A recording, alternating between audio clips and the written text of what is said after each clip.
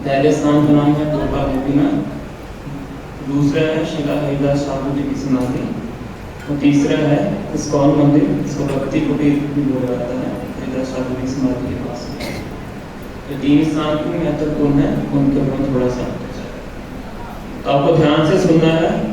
जब वहां पे पहुंचेंगे तो आपसे पूछा जाएगा, है ना, वहां पर आपको पॉइंट आउट करके पूछा जाएगा, हाथ खड़ा नहीं पड़ाएगा।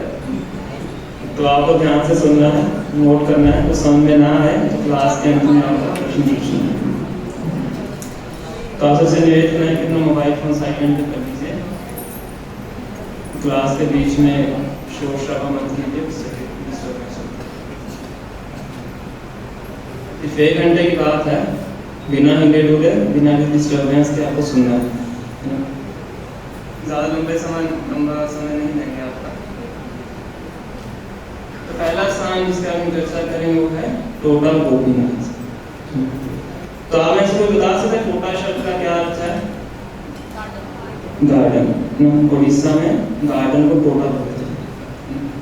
तो जब श्री चैतन्य महाप्रभु संन्यास लेने के बाद नवद्वीप धाम से जगन्नाथपुरी धाम आते हैं, तो उनके साथ में उनके कुछ पार्षद भी यहाँ पे आके रहना शुरू किया। कौन से वर्ष में भगवान ने संन्यास किया था?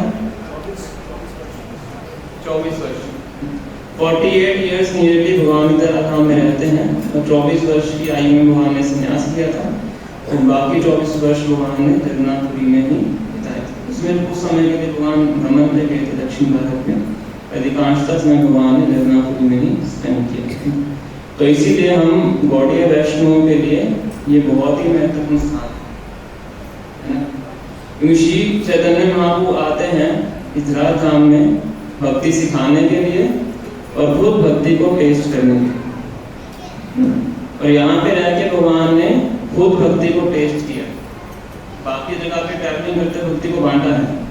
दक्षिण भारत में 6 साल भगवान ने ट्रैवलिंग किया, तो भक्ति को डिस्ट्रीब्यूट किया। नवद्वीप में भगवान ने संकीर्तन आंदोलन को इनॉग्रेट किया, प्रारंभ किया, और यहाँ रह के भगवान ने क्या किया है? खुद भक्ति के रस का आस्वादन किया। जब हम गंभीरा में जाएंगे तो इसके बारे में विस्तार से चर्चा करेंगे। तो जब श्री चैतन्य महाप्रभु यहाँ पे आते हैं, उनके साथ में काफी पार्षद आते हैं। उनमें से एक पार्षद है शिला गदाधर पंडित। गदाधर पंडित कौन है? कल चर्चा किया था हमने, श्रीमती राधा रानी के विस्तार में। इसलिए श्री चैतन्य महाप्रभु के लेफ्ट साइड को खड़े होते हैं। राधा रानी कौन सा साइड पे है? Left side. गदाधर पंडित भी भगवान के लेफ्ट साइड। शक्ति तत्व में राधवी शक्ति है उनके विस्तार। तो श्री चैतन्य महाप्रभु उनको बोलते हैं कि आप यमेश्वर टोटा नाम के स्थान पे वास कीजिए। कौन सा स्थान? यमेश्वर टोटा। टोटा मतलब गार्डन, यमेश्वर मतलब शिव जी का नाम है। अब वहां पे रहिए और वहीं पे अपना भजन कीजिए। तो इतने मधुर स्वर में और इतने अच्छे से श्रीमद् भागवतम का गायन करते थे कि रोज प्रतिदिन श्री चैतन्य महाप्रभु उनके पास आते थे भागवतम कक्षा को सुनने के। जैसे हम भागवतम कक्षा करते हैं इस्कॉन मंदिरों में रोज, तो भगवान स्वयं आते थे उनसे कथा सुनने के लिए। बताया जाता है कि इस तरीके से वो कथा करते थे कि उनकी आंखों से आंसू बहते थे। गदाधर पंडित, और इस किताब से वो पढ़ के बोलते थे भागवतम में से, तो किताब के अक्षर उनके आंसुओं से मिट जाते थे। इस प्रकार से कथा करते। तो एक बार ऐसे ही वो भागवतम कथा कर रहे होते हैं, तो श्री चैतन्य महाप्रभु पूरे भावाविष्ट हो जाते हैं। भावाविष्ट का मतलब है कि भगवान की लीलाओं में इतने अब्सॉर्ब हो जाते हैं कि बाहरी चेतना को भूल जाते हैं और भाग के जाते हैं, और जो टोटा होता है, गार्डन होता है, उसमें इन जगह को खोदना शुरू कर देते हैं। तो बोलते हैं खोता कृष्ण, खोता कृष्ण, कृष्ण कहाँ है, कृष्ण कहाँ है? तो भगवान को ढूंढने के लिए मिट्टी खोदना शुरू कर देते हैं। फिर गदाधर पंडित को बुलाते हैं, उनको कहते हैं कि मैं तुम्हें एक बहुत अमूल्य धन देना चाहता हूँ, तो क्या तुम स्वीकार करोगे? तो कहते जो आप जो भी देंगे मैं उसको स्वीकार करूँ। तो वहाँ थोड़ा सा और खोदते हैं, तो वहाँ पे मुकुट दिखाई पड़ता है, सर दिखाई पड़ता है। कहते ये भगवान श्री कृष्ण के विग्रह हैं इसके नीचे, तो आप इनको यहाँ से निकालिए और इनका नाम होगा गोपीनाथ, तो आप इनकी सेवा कीजिए। तो क्योंकि टोटा में भगवान अवतरित होते हैं, गार्डन में अवतरित होते हैं, इसलिए धीरे धीरे उनका नाम पड़ जाता है टोटा गोपीनाथ। टोटा गोपीनाथ की जय। और उनके लेफ्ट साइड पे श्रीमती राधा रानी के विग्रह हैं, जिनके हाथ में वीणा पकड़ी हुई है, और राइट साइड पे ललिता सती के विग्रह हैं। तो इन दोनों विग्रह के जो कलर हैं वो ब्लैक हैं। तो कोई बता सकता है ब्लैक क्यों है?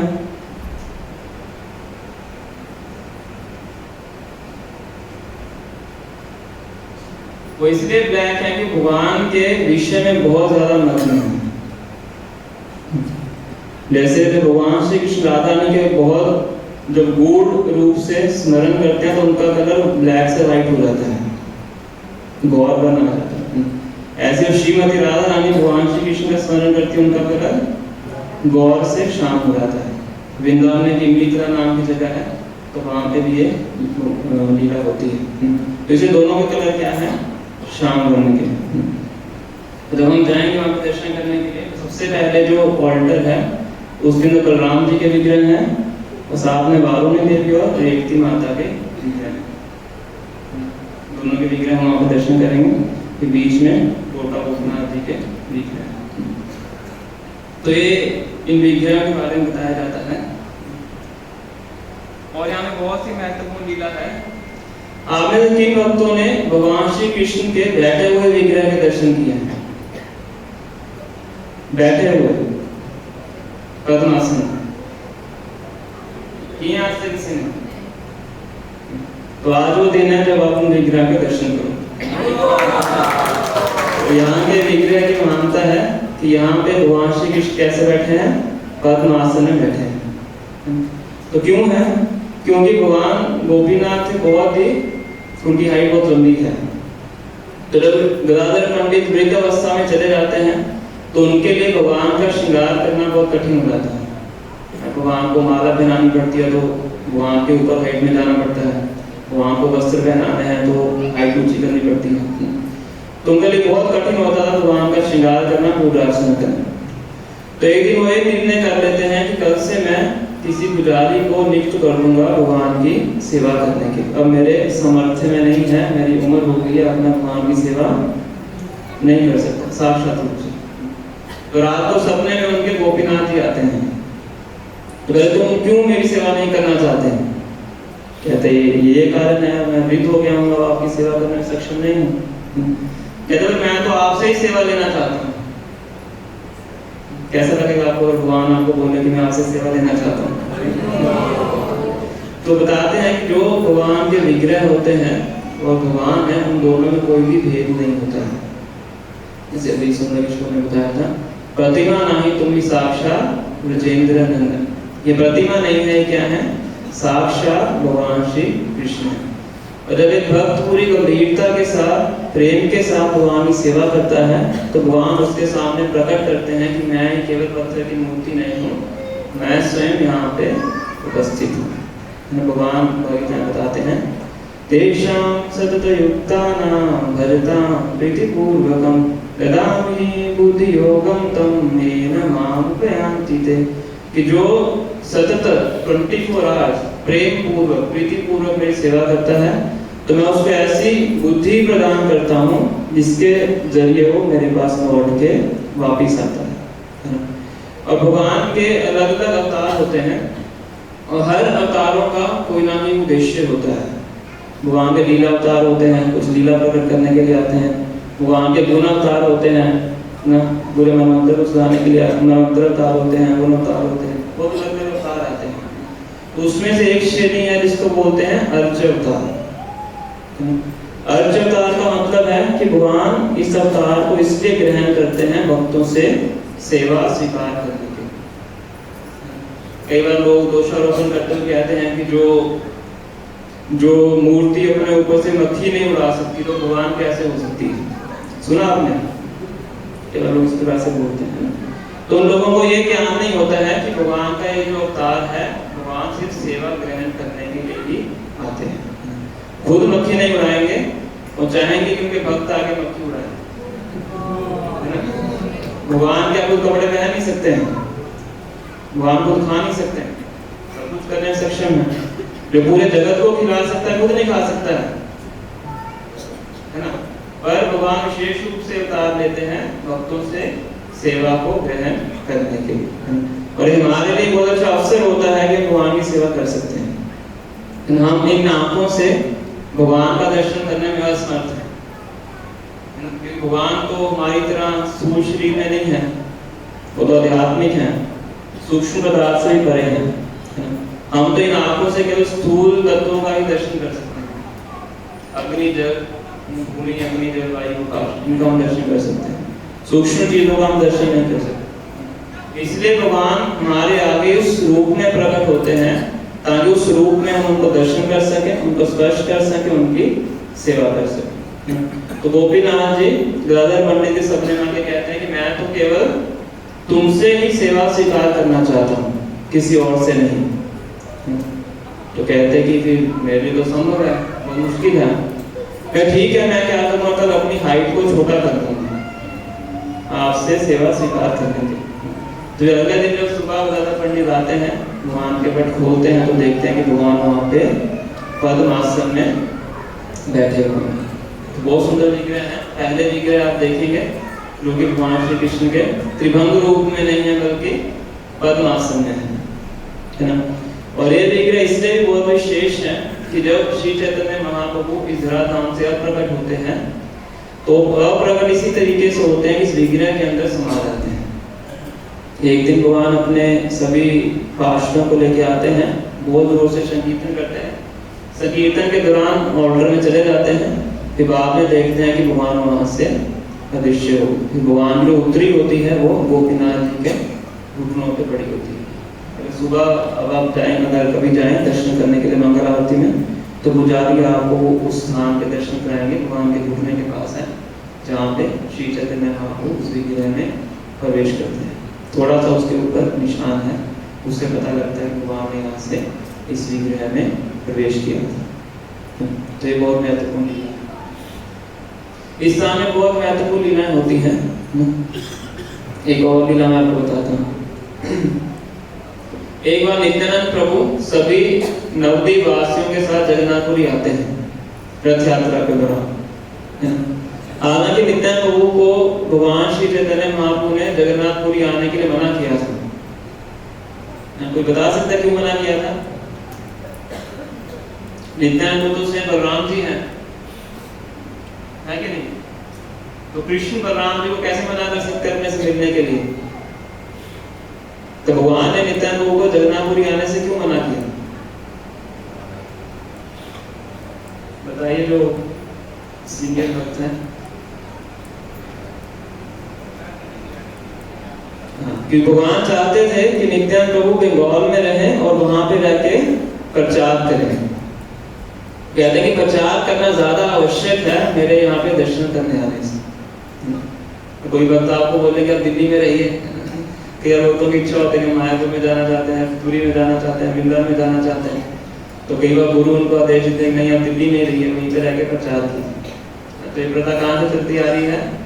स्वयं श्री चैतन्य महाप्रभु से चलती आ रही है। जो प्रचार का कार्य है वो ज्यादा आवश्यक है। क्यों आवश्यक है? तो इस संसार में हर व्यक्ति इस भौतिक जगत की पीड़ा में सड़ रहा है। मनस स्थानी इंद्रियानी प्रकृति स्थानी कर्षति। 6 इंद्रियों के साथ जो हर जीव इस संसार में क्या कर रहा है? बहुत संघर्ष कर रहा है। केवल अपना भौतिक अस्तित्व बनाए रखने के लिए, केवल जीने के लिए उसको कितना परिश्रम करना पड़ता है, और उसके ऊपर से उसको जीवन का लक्ष्य पता नहीं होता। जीवन का लक्ष्य ना पता होने का और कष्ट उसको सहन करना पड़ता है। तो ये भगवान की चिंता रहती है कि कैसे मैं इन लोगों का उद्धार कर सकूं। तो भगवान अपने भक्तों को भेजते हैं कि वो जाके यहाँ पे प्रचार करें और इन जिससे इन गत जीवात्माओं को सुख की प्राप्ति। इसलिए भगवान ने नित्यानंद को कहा था कि आपको कभी भी जगन्नाथपुरी नहीं आना है, वहीं पे रह के क्या करना है? प्रचार करना है ना। पर नित्यानंद को वहां से मिले बिना रह नहीं सकते, इसलिए भगवान के आदेश की उल्लंघना करके भी यहाँ पे आते थे। तो उनका भगवान के साथ ऐसा संबंध है। कृष्ण बलराम दोनों भाई हैं। तो नित्यानंद एक बार यहाँ पे आते हैं और अपने साथ बहुत ही हाई क्वालिटी के चावल लेके आते हैं गोपीनाथ की। क्या लेके आते हैं? कैसी क्वालिटी के? हाई क्वालिटी के, है ना। मतलब जब भी अर्थ लिख रहा है कि तो कोई हम सामग्री लेके आए अर्पित करने के लिए, कैसे होनी चाहिए? High quality. तो किनको दे रहे हैं हम? पूरे ब्रह्मांड के मालिक को दे रहे हैं, कोई झुग्गी के मालिक को नहीं दे रहे हैं, तीनों भुवनों के मालिक हैं, उनको दे रहे हैं, है ना। तो बहुत ही हाई क्वालिटी चावल लेके आते हैं और उनको गदाधर पंडित को देते हैं। और गदाधर पंडित बहुत ही एक्सपर्ट थे कुकिंग करने में, श्रीमती राधा रानी के विस्तार है ना। बताया जाता है गोलोक वृंदावन में श्रीमती राधा रानी जो भी कुकिंग करती हैं उसको दोबारा रिपीट नहीं करती, इतनी दक्ष है कुकिंग में। तो गदाधर पंडित भी दक्ष थे, तो उनको चावल लाके दिए जाते हैं, तो गदाधर पंडित उनका कुकिंग करते हैं और उनके वहाँ पे इमली का पेड़ होता है, वहाँ से इमली के पत्ते तोड़ के इमली की चटनी बनाते हैं। तो 2 आइटम लगा के बना के भगवान को भोग लगाते हैं और इसकी इतनी मधुर सुगंध होती है कि टोटा गोपीनाथ से गंभीरा तक वो सुगंध पहुंच जाती है। और गंभीरा में कौन थे? श्री चैतन्य महाप्रभु, है ना। तो उनको वहाँ पे बैठे बैठे उन चावलों की सुगंध आती है, भगवान वहाँ से दौड़े दौड़े आते हैं। कहाँ पे? गंभीरा से टोटा गोपीनाथ। तो कहते हैं तुम दोनों बैठ के फीस्ट कर रहे हो, मुझे बुलाया नहीं कि मुझे भी साथ में बैठ के ग्रहण करना है।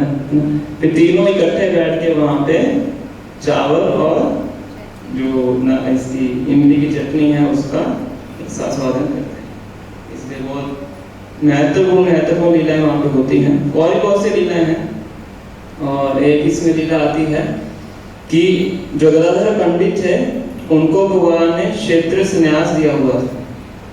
संन्यास की अलग-अलग श्रेणियां होती हैं, उनमें से एक श्रेणी होती है जिसको बोलते हैं क्षेत्र संन्यास। क्षेत्र का मतलब है कि वो सन्यासी एक पर्टिकुलर बाउंड्री में रहते हैं, उस जगह को छोड़ के नहीं जाते हैं, वहीं पे रहते हैं, वहीं पे भगवान के रच विग्रह की सेवा करते हैं।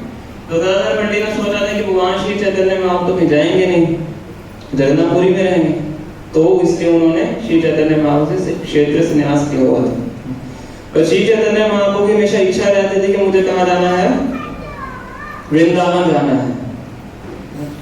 तो 3 बार भगवान प्रयास करते हैं वृंदावन जाने के लिए, उनके भक्तों को जाने नहीं देते हैं। भगवान को परमिशन लेनी पड़ती है वृंदावन जाने के लिए। तो एक बार भी भगवान बिल्कुल कहते हैं अब तो मुझे क्या करना है? जाना है। और जब भगवान जाने लगते हैं उनके पीछे पीछे गदाधर पंडित भी वृंदावन जाने के लिए तैयार हो जाते हैं। तो भगवान कहते हैं तुम नहीं जा सकते। क्यों नहीं जा सकते? गदाधर पंडित क्यों नहीं जा सकते वृंदावन?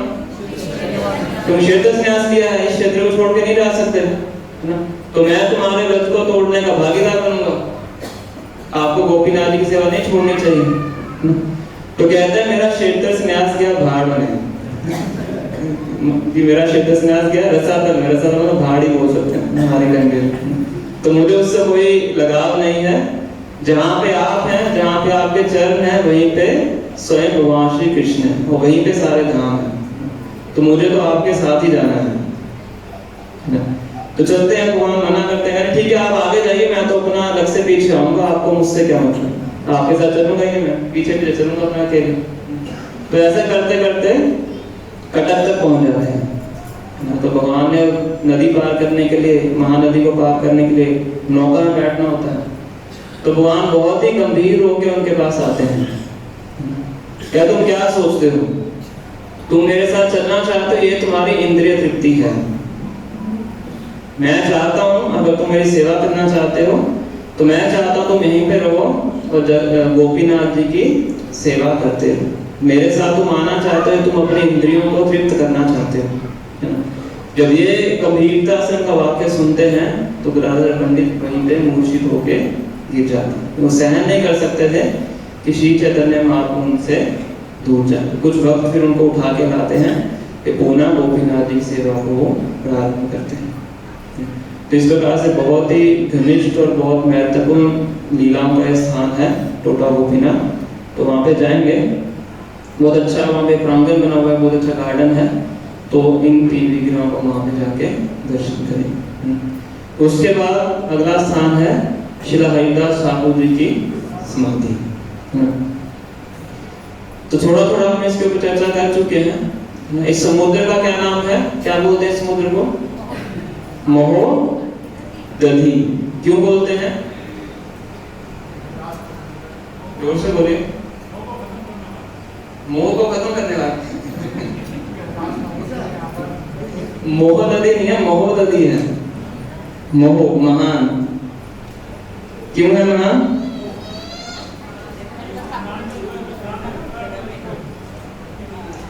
हरिदास ठाकुर जी को वहां पे स्नान कराया गया। हरिदास ठाकुर श्री चैतन्य महाप्रभु के बहुत ही मुख्य पार्षद थे, है ना।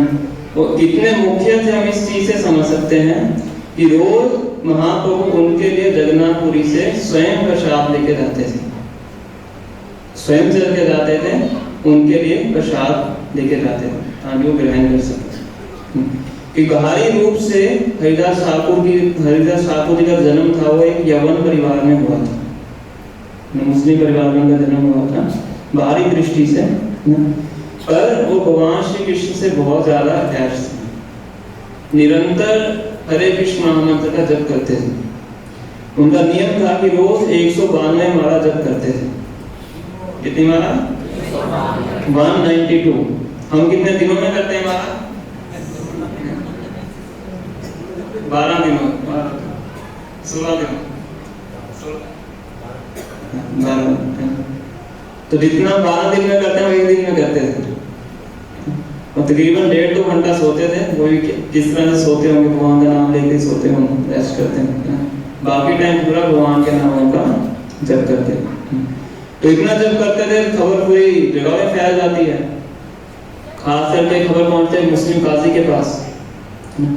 तो वो सोचते हैं कि ये तो इसका जन्म तो हमारे कुल में हुआ है, तो ये दूसरा नाम क्यों ले रहा है? इसको तो हमारा नाम लेना चाहिए, जो हमारी पद्धति है उसका पालन करना चाहिए। तो पकड़ के उनको वहां ले जाया जाता है, सामने पेश किया जाता है। उनसे पूछते हैं कि आप हरे कृष्ण महामंत्र का जप क्यों करते हैं? तो उनको बताते हैं कि भगवान श्री कृष्ण का नाम या नामी में कोई भेद नहीं है, कुछ बताते हैं भगवान के बारे में। कहते नहीं, तुम इस नाम को लेना बंद कर दो।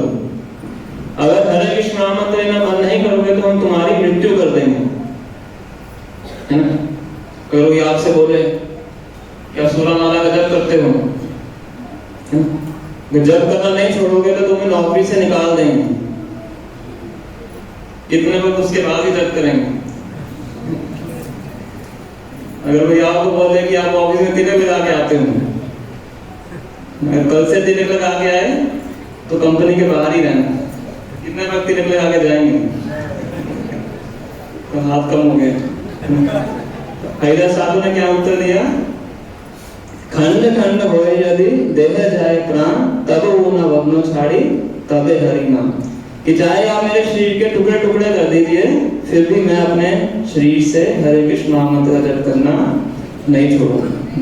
100 टुकड़े करोगे तो हर टुकड़ा बोलेगा हरे कृष्णा कृष्णा कृष्णा हरे हरे, हरे राम राम राम हरे हरे।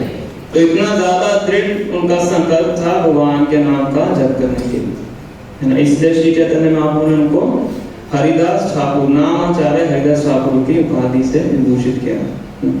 तो ये सुन के जो काजी थे बिल्कुल ज्यादा क्रोध में आ जाते हैं। ठीक है, इस हरिदास को लेके जाइए और इसकी 22 बाजारों में तब तक पिटाई कीजिए जब तक अपने शरीर को छोड़ना है। मैं बोलते हैं हैंग टिल डेथ आज की परिभाषा में, है ना, मतलब बीट टिल डेथ, जब तक मृत्यु नहीं हो जाती तब तक इनकी पिटाई की हुई। तो जाते हैं उनके सैनिक लेके जाते हैं ना, हर अलग अलग बाजार में जाकर पिटाई करते हैं। तो नॉर्मली ऐसा होता था कि 1-2 बाजार में इसको ऐसा दंड दिया जाता था, 1-2 जगह पे पिटाई होने के बाद वो शरीर छोड़ देता। तो ऐसे करते करते 1 बाजार 2 बाजार पूरे 22 बाजार पूरे हो गए, उनकी मृत्यु नहीं हुई ना। उनकी मृत्यु कैसे हो सकती है? स्वयं श्री चैतन्य महाप्रभु उनकी पीठ के ऊपर आके लेट जाते हैं और उनकी पीड़ा को खुद सहन करते हैं। ये भगवान बाद में दिखाते भी हैं। और हरिदास ठाकुर के ऊपर जब वो पिटाई कर रहे थे, वो प्रार्थना कर रहे थे कि ये जो लोग मुझे पीट रहे हैं इनको पता नहीं है, तो अज्ञानता में है, तो कृपया करके आप इनको क्षमा कर दी, है ना। वो उनकी भलाई के लिए प्रार्थना कर रहे थे, जैसे कि जीसस क्राइस्ट का वर्णन आता है। जीसस क्राइस्ट भी इसी प्रकार की प्रार्थना करते हैं जो लोग उनको स्लीप पे चला रहे होते हैं।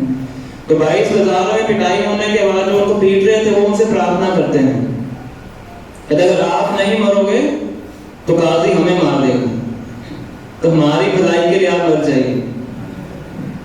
तो कहता है कि ठीक है, अगर आपको मेरे जीवित रहने से आपको संकट है तो मैं खुद ही मृत अवस्था में चला जाता हूँ। तो अपनी योग शक्ति के द्वारा कि इस तरह से अपने शरीर को कर लेते हैं कि जैसे शरीर से प्राण चले गए, तो उनके शरीर को गंगा में फेंक देते हैं। सबको लगता है कि मृत्यु हो गई और गंगा में उनको फेंक दिया जाता है। फिर हरिदास ठाकुर गंगा में जाके चेतन अवस्था में आते हैं, तैर के गंगा पार कर लेते हैं और दूसरे किनारे पे जाके फिर हरे कृष्णा कृष्णा कृष्णा हरे हरे, हरे राम राम राम हरे हरे। फिर हरे कृष्ण का जप करना शुरू कर देते हैं। फिर काजी के पास खबर पहुंचती है, फिर काजी को पता लगता है कि ये कोई सामान्य व्यक्ति नहीं है, तो बहुत बड़े पीर हैं। वो पीर बोलते हैं सेंटली पर्सन को किसी लैंग्वेज। तो श्री चैतन्य महाप्रभु ने अलग अलग अपने पार्षदों के द्वारा अलग अलग दैवी गुणों का उदाहरण को स्थापित किया है। तो हरिदास ठाकुर जी के माध्यम से उन्होंने सहिष्णुता, टॉलरेंस की क्वालिटी को उन्होंने मैनिफेस्ट किया। सनातन गोस्वामी के माध्यम से उन्होंने दैन्यता के भाव को प्रदर्शित किया। तो हरिदास ठाकुर इतने विनम्र थे, बताया जाता है कि जब महाप्रभु से मिलने आते थे तो उनके पास भी नहीं जाते थे। कहते मैं तो इतना पतित व्यक्ति हूँ, मुझे तो भगवान के समीप भी जाना नहीं चाहिए। तो बहुत दूर से पीछे से ही प्रणाम करते थे। और कई बार भगवान को कहते थे कि मेरे साथ बैठ के प्रसाद ग्रहण करो, तो साथ में बैठ के प्रसाद नहीं पाते थे, दरवाजे पे बैठे रहते थे। जब आप प्रसाद ग्रहण कर लेंगे, आपका जो उच्चिष्ट है उसको फिर मैं ग्रहण करूंगा। इस लिहाज से उतने ज्यादा विनम्र थे। तो बताया जाता है कि जो भक्ति है, भक्ति देवी है, उसका व्हीकल है ह्यूमिलिटी। वाहन होता है ना, वाहन कार में बैठ के हम आते हैं, तो भक्ति देवी है ह्यूमिलिटी के वाहन में बैठ के आती है, विनम्रता के वाहन में बैठ के आती है। जब हमारे हृदय में विनम्रता है, ह्यूमिलिटी है, तब हमारे हृदय में भक्ति देवी प्रकाशित होती है। इसलिए श्री चैतन्य महाप्रभु 4 गुणों का वर्णन करते हैं। त्रिनाद अभी सुनिचेना, तरोरिव सहिष्णुना, अमानिना मान देना, कीर्तनीय सदा हरि। त्रिनाद अभी सुनिचेना, अपने आप को घास के तिनके से भी विनम्र समझना, और पेड़ से भी ज्यादा सहनशील होना। पेड़ सहनशील होता कि नहीं, है ना। पेड़ को पत्थर मारिए आपको फल देता है ना। पेड़ को आप काटिए आपको ईंधन मिलता है आग लगाने के लिए। पेड़ के छाया में जाके बैठिए, खुद धूप को सहन करता है, आपको छाया देता है ना। तो कितना भी कुछ आप उसके साथ कीजिए, फिर भी आपकी सेवा करने के लिए तैयार रहता है। उसको बोलते हैं टॉलरेंस। तो कहते हैं पेड़ के समान हमें टॉलरेंट होना चाहिए, सहनशील होना चाहिए। कुछ भी क्यों ना हो जाए, भगवान की सेवा को छोड़ना नहीं चाहिए। इसको बोलते हैं टॉलरेंस, सहनशील। घास के तिनके से विनम्र होना, पेड़ से भी ज्यादा सहनशील होना, दूसरों को हमेशा मान देना, और अपने मान की कभी भी चिंता नहीं करना। कभी भी खुद मान प्राप्त करने के लिए मन में इच्छा ना हो। अगर ये 4 क्वालिटीज हैं तो क्या कर सकते हैं हम? कीर्तनीय सदा हरि। 24 आवर्स बहुत ही सरलता से भगवान के नामों का जप हम कर सकते हैं। तो ये 4 क्वालिटीज उनके अंदर थी, इसीलिए वो निरंतर 24 घंटे भगवान के नामों का जो जप था वो किया करते थे, है ना। और जगन्नाथपुरी में रहते थे, तो जगन्नाथ मंदिर में प्रवेश नहीं कर पाते थे। क्यों? क्योंकि उनका मुस्लिम परिवार में जन्म हुआ था, बाहरी दृष्टि से, है ना। तो सिद्ध बकुल नाम का स्थान है, शायद हमारे उसमें लिस्ट में है, हम जाएंगे वहां पे।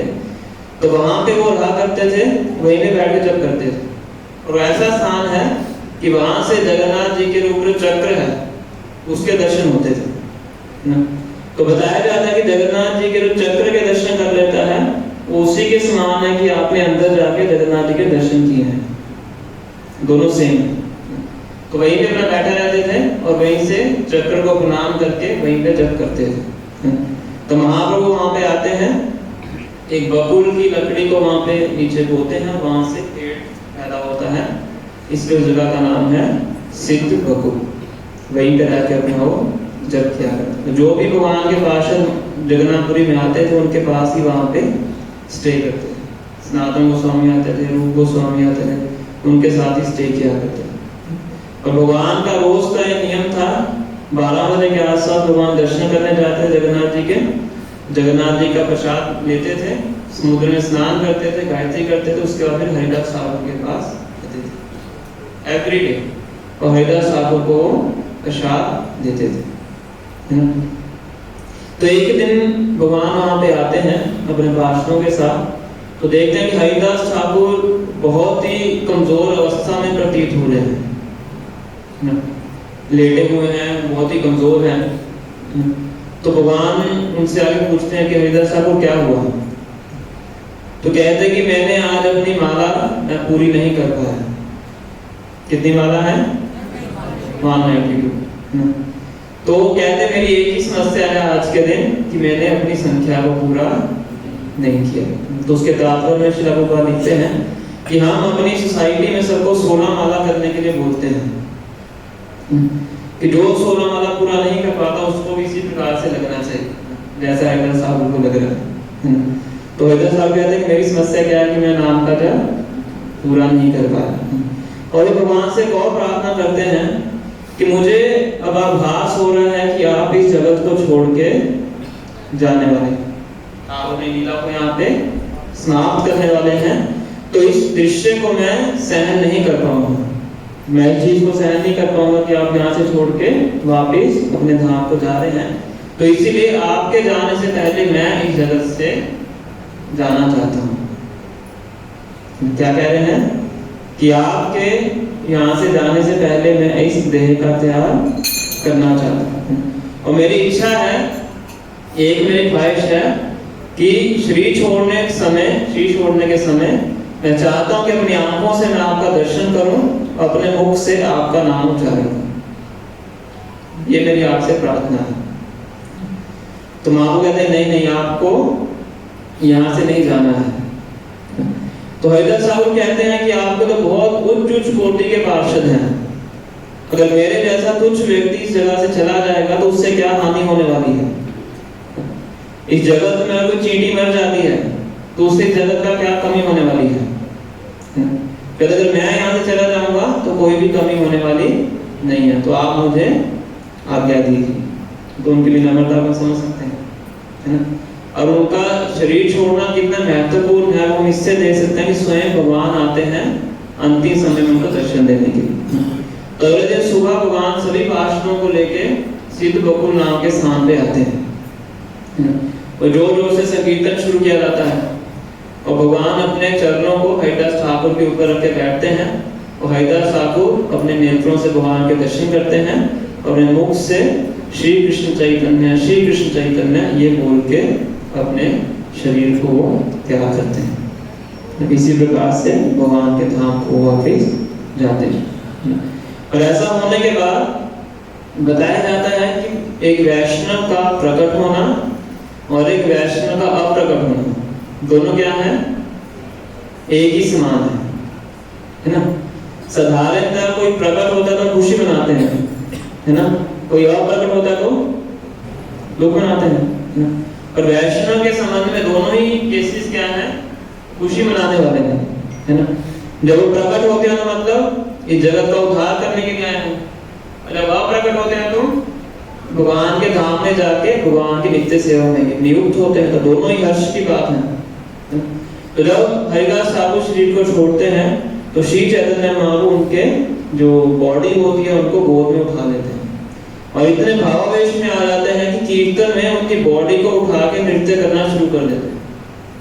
भगवान का इतना ज्यादा प्रेम था हरिदास ठाकुर के साथ।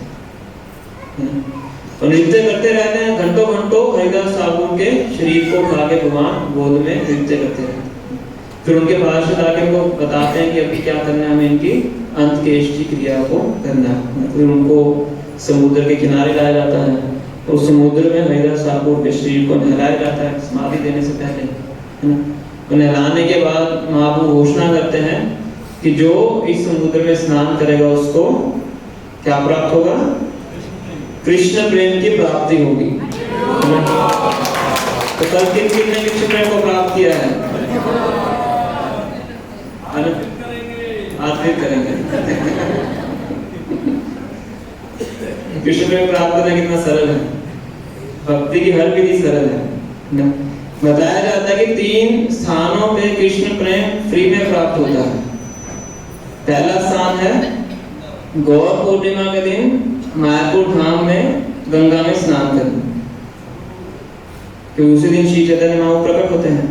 गौर पूर्णिमा आने वाली है 7 मार्च को, जिनकी इच्छा है ताकि कर सकते हैं। पहला स्थान है गौर पूर्णिमा के दिन मायापुर में गंगा स्नान करना। दूसरा स्थान है मायापुर के पास में शांतिपुर नाम की जगह है, अद्वैताचार्य वहीं पे रहते थे। तो महादेव पुरी जी का तिरुभाव दिवस होता है, जिस दिन श्री महादेव पुरी अपना शरीर का त्याग करते हैं।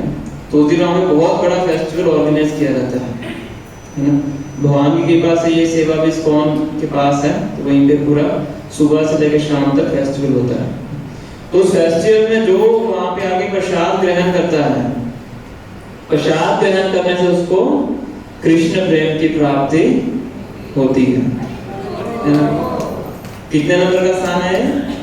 सेकंड। और थर्ड है कि जो जगन्नाथपुरी में आके समुद्र में स्नान करता है, इसलिए इसको बोलते हैं महोदधी, महादीप है।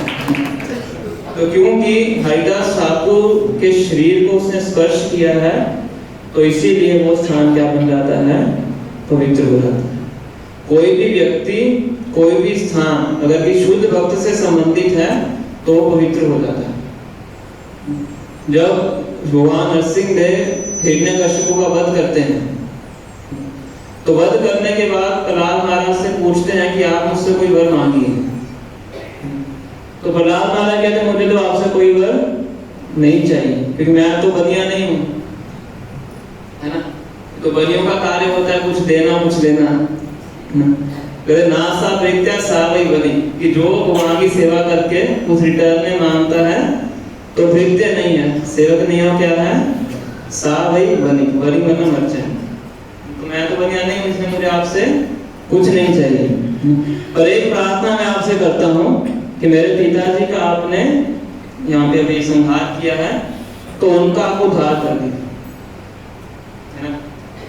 तो ये वैष्णव की परिभाषा है। वैष्णव कभी भी किसी के प्रति शालू नहीं होता है। उनके पिताजी ने उनको कितना कष्ट दिया, कभी हाथी के पांव के नीचे डाला, कभी बोलते हुए तेल में डाला, कभी आग में डाला, कभी पहाड़ के ऊपर से फेंका, पर उनके हृदय में उनके प्रति फिर भी क्या था? प्रेम था। प्रार्थना करते हैं कि आप इनका उद्धार कीजिए।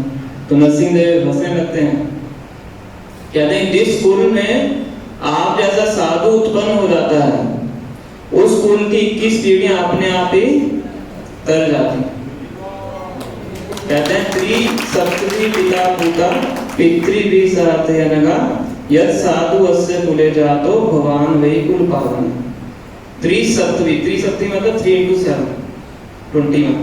त्रिसप्तति पिता पुता, पुता मतलब प्यूरिफाई हो जाते हैं, पिता आपके प्यूरिफाई हो चुके हैं, 21 पीढ़ियां प्यूरिफाई हो चुके हैं, किसके साथ? पितृ भी सहते अनगा, पितृ जो पितृ लोक में आपके पितृ हैं वो भी सब क्या हो गया? उद्धार हो गया। क्यों? यद साधु अस्य कुले जातो, जिस कुल के अंदर आप जैसा साधु पैदा हो जाता है, भगवान वही कुल पावन, उसका पूरा कुल पावन हो जाता है ना। जिस परिवार में एक शुद्ध भक्त बन जाता है, उसका पूरा परिवार शुद्ध हो जाता है, क्योंकि परिवार उस भक्त से संबंधित है। इसी प्रकार से इस समुद्र ने हरिदास ठाकुर के शरीर को स्पर्श किया है, तो भगवान क्या डिक्लेयर करते हैं कि अब ये समुद्र तीर्थ स्थान हो गया, जो इसमें स्नान करेगा उसको कृष्ण प्रेम की प्राप्ति होगी। फिर उसके बाद हरिदास ठाकुर के शरीर को लाया जाता है एक टेम्परेरी समाधि के रूप में गड्ढा खोद के उनके शरीर को वहीं पे समाधिस्थ किया गया था। तो आज हम उस जगह पे जाएंगे जहाँ पे हरिदास ठाकुर जी की समाधि है, समुद्र के बिल्कुल किनारे पे ही है। कल हमने वहीं पे उसी के आसपास हमने स्नान किया था। फिर इसके बाद बहुत बड़े फीस्ट का आयोजन किया जाता है ना। जब भी वैष्णव शरीर छोड़ते हैं तो फीस्ट ऑर्गेनाइज की जाती है और इस फीस्ट को स्वयं श्री चैतन्य महाप्रभु ऑर्गेनाइज करते हैं ना। अपने सन्यास वस्त्र को लेके जाते हैं और अलग अलग दुकानों पे जाके स्वयं भिक्षाटन करते हैं। मुझे हरिदास ठाकुर के तिरुभाव दिवस को मनाना। इस प्रकार से बहुत लंबी इसमें चर्चा आती है, तो संक्षिप्त में मैंने आपको बताने का प्रयास किया है हरिदास ठाकुर जी के चरित्र के बारे में, उनका भगवान के साथ कैसा संबंध था और किस तरीके से वो अपने शरीर को छोड़ते हैं। और सभी भक्त जो उस समय वहां पे उपस्थित होते हैं तो वो कहते हैं कि हरिदास ठाकुर ने श्री भीष्म देव की तरह अपने शरीर को छोड़ा है। भीष्म देव अपना शरीर कैसे छोड़ते हैं? जोर से बोलिए। कुरुक्षेत्र के युद्ध में किस प्रकार से छोड़ते हैं? भगवान के दर्शन करते हैं और मुंह से क्या उच्चारण करते हैं? ये नहीं करते, भगवान की स्तुतियां गायन करते हैं। बहुत सुंदर 11वां श्लोक है भागवत के प्रथम स्कंद में आते हैं, है ना, कि जब कुरुक्षेत्र का युद्ध हो रहा था तो अर्जुन भगवान के तीर से दर्शन करते थे। भगवान के पीछे खड़े हुए, सामने से दर्शन कौन करता था?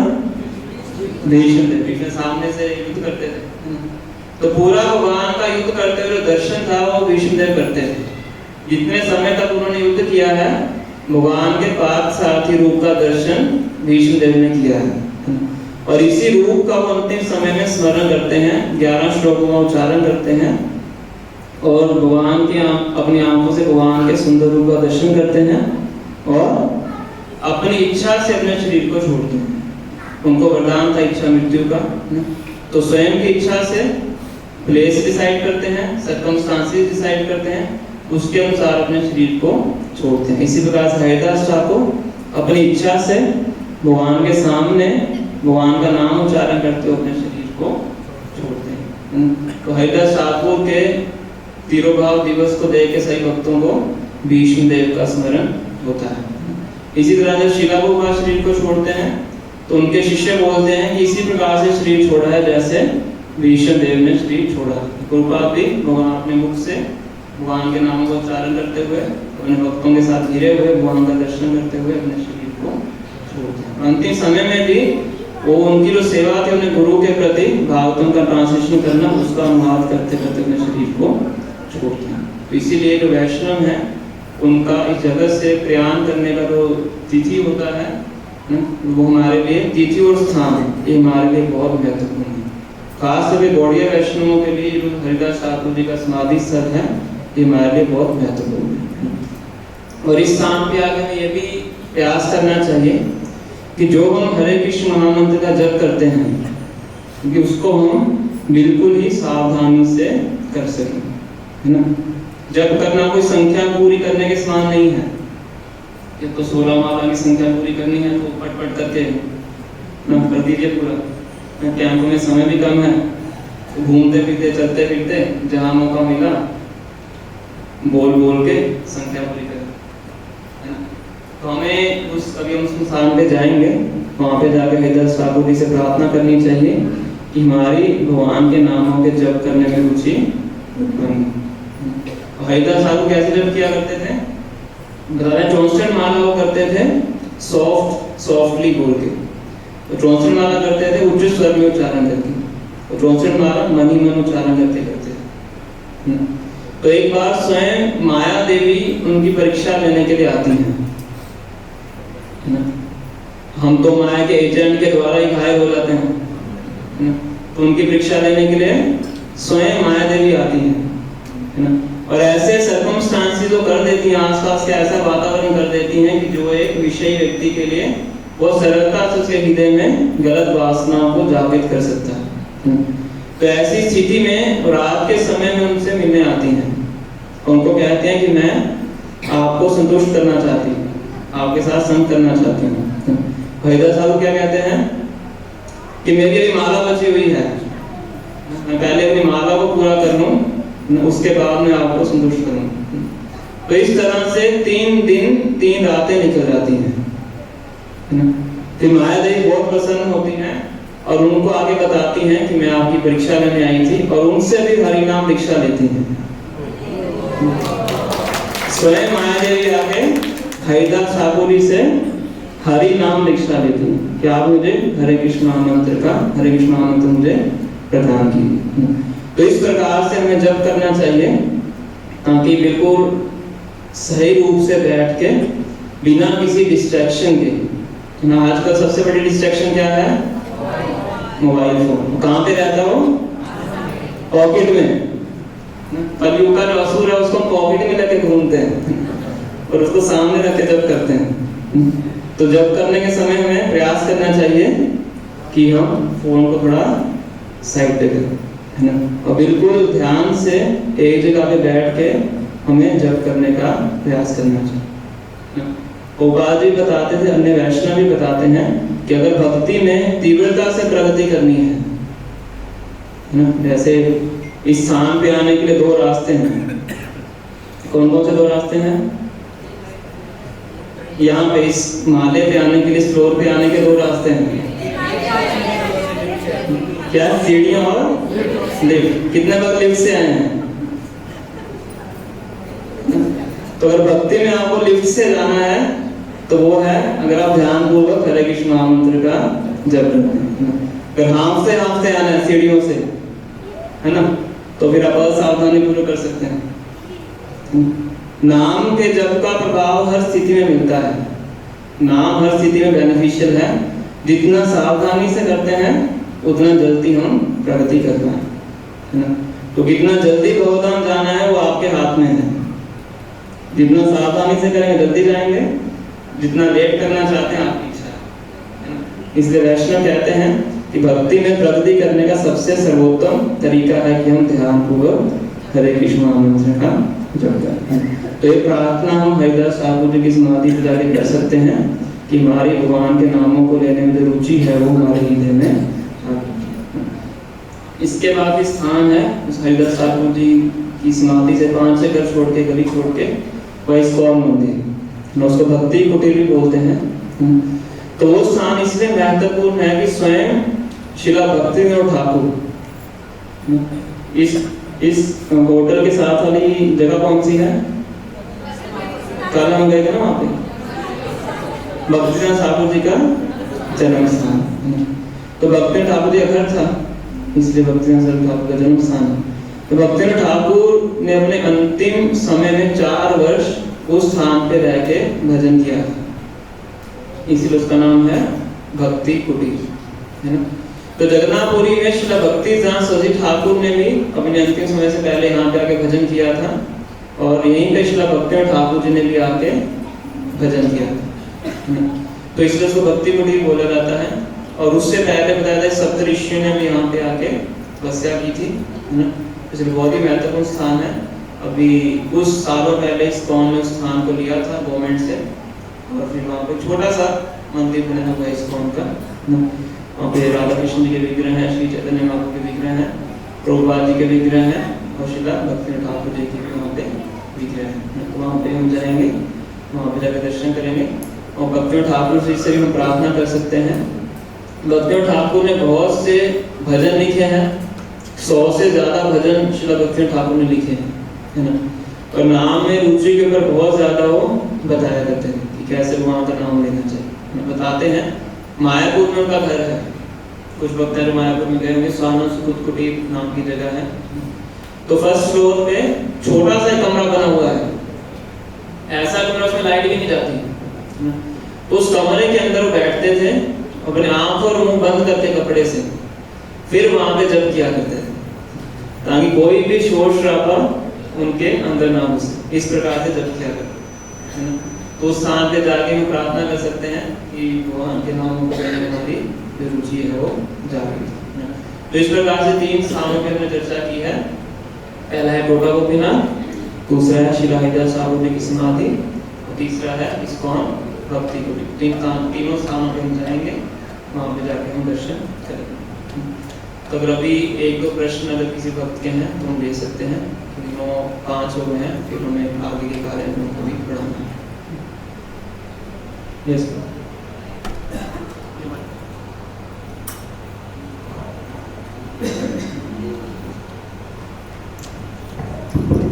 हरे कृष्णा प्रभु जी, बहुत अच्छे लेक्चर में दिए। आपने बताया महोदधि में हम स्नान करते हैं तो हमें कृष्ण प्रेम प्राप्त होता है। तो हम सब भक्तजन तो जानते हैं कि हमें कृष्ण प्रेम प्राप्त होगा, लेकिन बहुत सारे जो नॉन डिवोटीज होते हैं वहाँ पर उसे एज ए एंजॉयमेंट के लिए जाते हैं, तो क्या उनका भी उद्धार ऐसे ही होगा? Very nice question. तो कोई भी स्पिरिचुअल एक्टिविटी हम करते हैं उसके अंदर कॉन्शियसनेस का बहुत बड़ा रोल है ना। भगवान श्री कृष्ण भगवद गीता के 4थे अध्याय के 24वें श्लोक में बताते हैं, ब्रह्म अर्पणम ब्रह्मवीर ब्रह्म अग्ना ब्रह्मणोभूतम ब्रह्म एव तेन गंतव्यम ब्रह्म कर्म समाधि। कि कोई भी एक्टिविटी, कोई भी यज्ञ हम करते हैं उसका कैसा फल आने वाला है वो डिपेंड करता है कैसी चेतना से आपने उस एक्टिविटी को किया है। ये बहुत महत्वपूर्ण है। तो जो भी स्नान करेगा उसको निश्चित रूप से कोई ना कोई फल तो प्राप्त होता है, भगवान ने खुद डिक्लेयर किया कि महातीर्थ है ना। पर जो बिल्कुल ज्ञान में उस भावना से वहाँ पे स्नान करता है तो उसको कृष्ण प्रेम प्राप्त होता है। क्योंकि हम भक्त हैं, हमें उस स्थान की महत्ता का पता है। हमारे जीवन का जो लक्ष्य है तो भौतिक सुविधाएं, भौतिक धन प्राप्त करना नहीं है। हमारा लक्ष्य मुक्ति प्राप्त करना भी नहीं है ना। हमारा लक्ष्य क्या है? प्रेम पुमार्थो महान, भगवान श्री कृष्ण के चरणों में भक्ति को प्राप्त करना। तो ये हमारा लक्ष्य है, ये हमारी चेतना है, तो इसलिए हमें ये प्राप्त होता है। तो इसीलिए किसी स्थान पे जाएं उसकी महत्ता को जानना आवश्यक है। इसमें पहले बताने का प्रयास करते हैं। जैसे हरे कृष्ण प्रभु जी जैसे बताते हैं कि 4 द्वार हैं जगन्नाथ मंदिर के, और हर द्वार से एंटर करने का क्या अलग महत्व है? अलग अलग महत्व हो सकता है, बहुत से शास्त्रों में अलग अलग महत्व बताएंगे ना। तो हमारे लिए तो चारों द्वारों से एक ही लक्ष्य है। क्या लक्ष्य है? जगन्नाथ जी की सेवा प्राप्त करना। पश्चिम से घुसे, पूर्व से घुसे, दक्षिण से घुसे, सिंह द्वार से घुसे, हमें क्या चाहिए है ना? हमें भगवान की सेवा चाहिए, भगवान का प्रेम चाहिए। बाकी सब सुविधाएं वगैरह वो सब कर्मकांडी लोगों के लिए ये सब बताया जाता है, उनको साइड करने के लिए, है ना।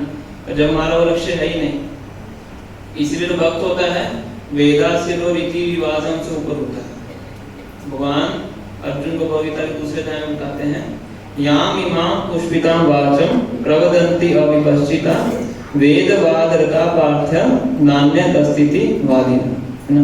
फिर वेदास के अंदर एक पुष्पितां वाचम फ्लावरी वर्ड्स दिए हुए हैं। फ्लावरी वर्ड्स मतलब ये कार्य के लिए प्राप्त होगा, है ना। उमा देवी की पूजा कीजिए, सुंदर पार्टनर प्राप्त होगा। सूर्य देव की पूजा कीजिए, निरोगी शरीर प्राप्त होगा। ऐसे अलग अलग चीजें बताई गई हैं, वेदास के अंदर ही बताई गई हैं, प्रमाणिक है ना। पर भगवान अर्जुन को क्या कह रहे हैं? त्रैगुण्या विषया वेदा निस्त्रय गुण भव अर्जुन, कि हे अर्जुन इन तीनों वेदों से ऊपर उठो।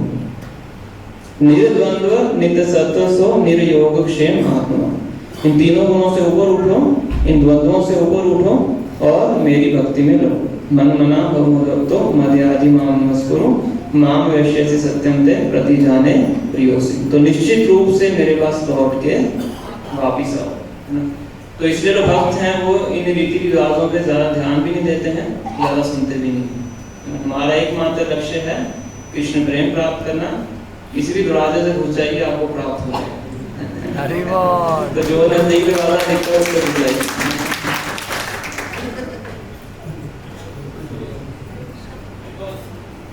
तो ये महाप्रभु ने को महातीर्थ घोषित किया है।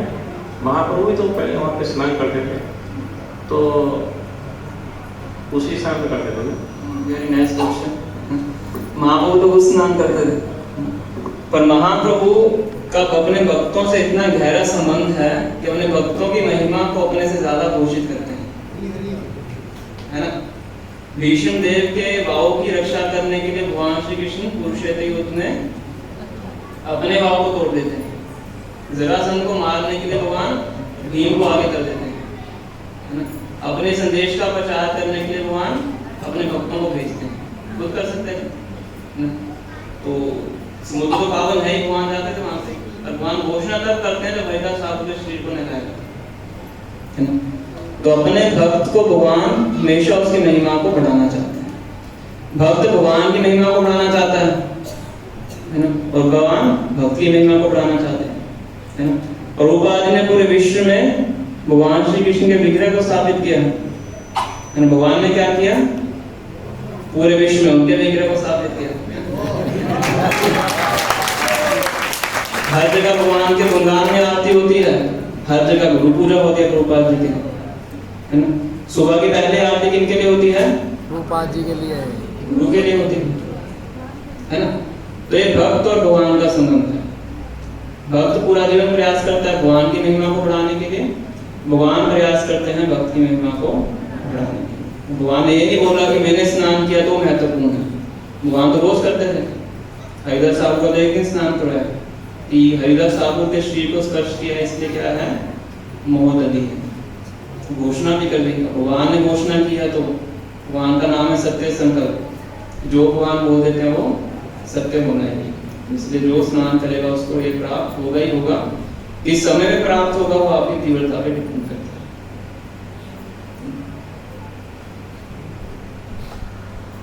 हरे कृष्ण प्रभु जी, जब भी हम किसी होली फीस में जाते हैं, जैसे यहाँ पर आए हैं, धाम में आए हैं, तो हम आचार्यों के बारे में सुन रहे हैं, उनके पास टाइम्स के बारे में भगवान के जान रहे हैं, और हम इससे आप बता भी रहे हैं कि हमें वहाँ पर जाके प्रार्थना करनी चाहिए। तो मोस्ट ऑफ द टाइम होता क्या है कि हमारा जो प्रार्थना है, हमारा जो मूड है प्रार्थना का, वो एक रिचुअल की तरह हो जाता है। हम चाहते तो है कि प्रार्थना करें, आपने कहा प्रार्थना करें, प्रार्थना करते भी। वो एग्जैक्ट मूड हम डेवलप कैसे कर सकते हैं कि हमें प्रार्थना करनी कैसे चाहिए, ये मूड डेवलप नहीं हो पाता, लेकिन एक रिचुअल हो जाता है। वो मूड कैसे डेवलप करें? Very nice question. माता जी का प्रश्न ये है कि जिस मूड से प्रार्थना करनी चाहिए उस मूड को कैसे विकसित कर सकते हैं, है ना। तो उसका सबसे जो अच्छा तरीका बताते हैं कि किस क्वालिटी की हमारी हियरिंग एंड चैंटिंग है, हमारा श्रवण और कीर्तन किस क्वालिटी का है, तो वो क्वालिटी हमारे मूड से रिफ्लेक्ट होती है। जो हम आचार्य बारे पढ़ते हैं, खास करके जब हम बाकी आचार्यों के द्वारा बनाई गई प्रार्थनाओं का उच्चारण करते हैं, जैसे मैंने भीष्मदेव का भी एग्जाम्पल दिया आपने, तो इनकी प्रार्थनाओं का पढ़ेंगे तो बड़ा आपको लगेगा किस प्रकार से प्रार्थना करें। एक श्लोक में उदाहरण के लिए आपको बता देता हूँ। तो उसमें भीष्म बताते हैं, विचरत् कुटुम्ब आततोत्रे धृतय रश्मिनि तस्यैक्षणीये भवति रतिरस्तु मे मुमुर्षु यमी निरीक्षागतो स्वरूपम। तो बताते हैं विजय रथ कुटुम्ब कि भगवान ने अर्जुन का रथ था, विजय मतलब अर्जुन का नाम है, कि अर्जुन का जो रथ था उसको कुटुंब माना था। कुटुंब मतलब परिवार, है ना। तो परिवार की रक्षा हर परिस्थिति में की जाती है। तो भगवान अर्जुन के रथ की रक्षा उसी प्रकार से कर रहे थे जैसे गृहस्थ व्यक्ति अपने परिवार की रक्षा करता है। विजय रथ कुटुंब आततोत्रे, है ना। वो किस तरीके से कर रहे थे, धृत है रश्मिनी, एक हाथ में भगवान ने घोड़ों की लगाम पकड़ी हुई थी, है ना, और दूसरे हाथ में चाबुक पकड़ा हुआ, है ना। तो इस प्रकार से दृश्य व्यक्त कर रहे हैं। वो प्रार्थना क्या कर रहे हैं, भवती रतिर अस्तु में मुमुक्षु। तो ऐसे पार्थ सारथी में मेरी जो रति है वो जागृत हो, और मैं कौन हूँ, मुमुक्षु, मरने वाला हूँ, मैं मरने वाला हूँ, और इस समय पे मेरी जो रति है वो भगवान श्री कृष्ण के अंदर जाके निवास करे। भगवान श्री कृष्ण कहते हैं कैसे हैं, यम इह निरीक्षा हतगतो स्वरूपम, कि कुरुक्षेत्र के युद्ध में जिस सैनिक ने भगवान का दर्शन करके शरीर छोड़ा था वो सीधा भगवान के धाम को वापस चला गया। तो ऐसे महान जो भगवान हैं, मेरी रति मृत्यु के समय उनमें जाके निवास करे। तो 11 श्लोक उच्चारण करते हैं, हर श्लोक के अंत में लाइन बोलते हैं कि भगवान में मेरी रति हो, अस्तु कृष्ण आत्मा, ऐसे कृष्ण मेरी आत्मा निवास करे। पार्थ सारथी रति में वास्तु, इस पार्थ सारथी मेरी रति जागृत हो। तो इस प्रकार से जब हम आचार्यों के द्वारा दी गई प्रार्थनाओं को पढ़ते हैं, सुनते हैं, तो फिर हमारे अंदर धीरे धीरे वो जो मूड है वो डेवलप होता है। अगर मूड डेवलप नहीं भी हुआ है तभी भी जाके प्रार्थना करनी चाहिए। बुका कहते थे fake it till you make it ना। अगर हृदय से नहीं हो पा रहा तो एटलीस्ट मुंह से करें, है ना। मुंह से करेंगे तो धीरे धीरे वो चीज हमारे हृदय में भी आ जाएगी। इसको बोलते हैं साधना भक्ति, प्रैक्टिस। प्रैक्टिस करते रहेंगे, हृदय से प्रैक्टिस करेंगे, सिंसियर तरीके से प्रैक्टिस करेंगे तो धीरे धीरे वो जो मूड है प्रार्थनाओं का हमारे अंदर कल्टिवेट होता है। 9-20 हो गए हैं।